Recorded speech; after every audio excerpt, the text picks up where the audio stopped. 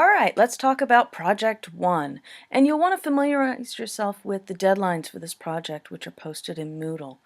But here's the description, and you'll see I've come to what to write under Project 1 here. And here's the description.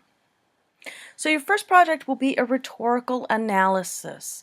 And for this project, you're going to gather 2 to 3 documents. It's good to have a variety of brochures, letters, reports, websites from some professional in your chosen field, and you're going to do an analysis of this.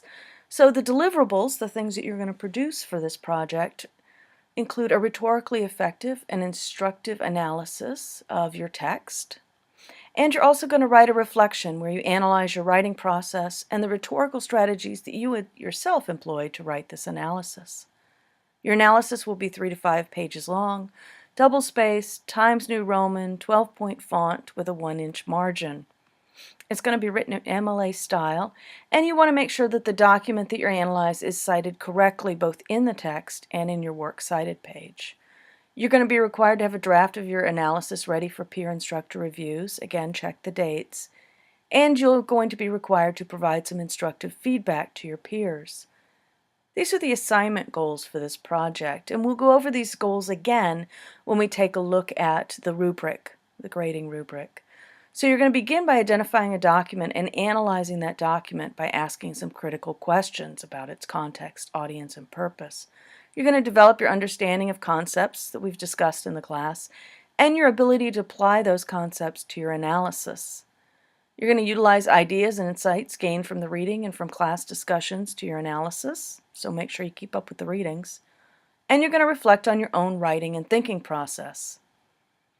So thus far, the course readings have introduced you to rhetoric and rhetorical analysis, to things like the rhetorical triangle and appeals to ethos, pathos, logos, and kairos.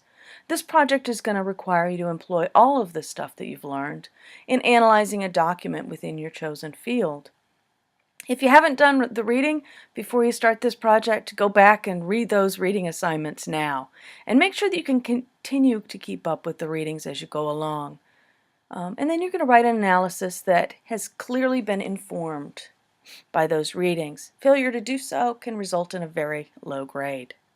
So let's take a look at the grading standards, which are right here under what to write. So if you want to know what you need to do to get an A on this project, here's what you need to do.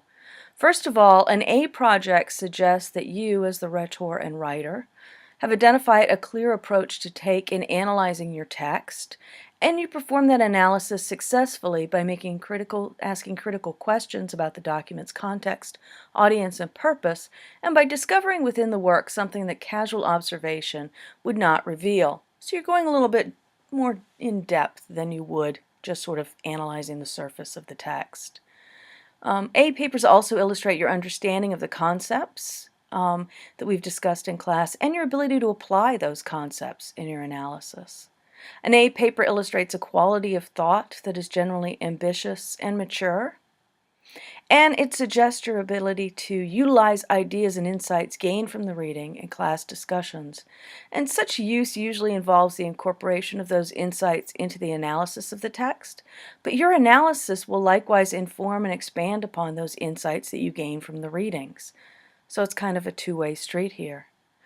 So your incorporation of those insights may provide some analysis, some synthesis, or support for what you have to say about the document. So that's your paper. The other document you're going to turn in is your written reflection on this assignment, and for this you're going to provide a detailed and in-depth analysis of your writing process, and you're going to analyze the choices that you made in composing and revising your text, providing some examples of those choices. You're also going to make direct references to the text as support or examples, and you're going to discuss the role that peer and instructor feedback has played in developing your writing.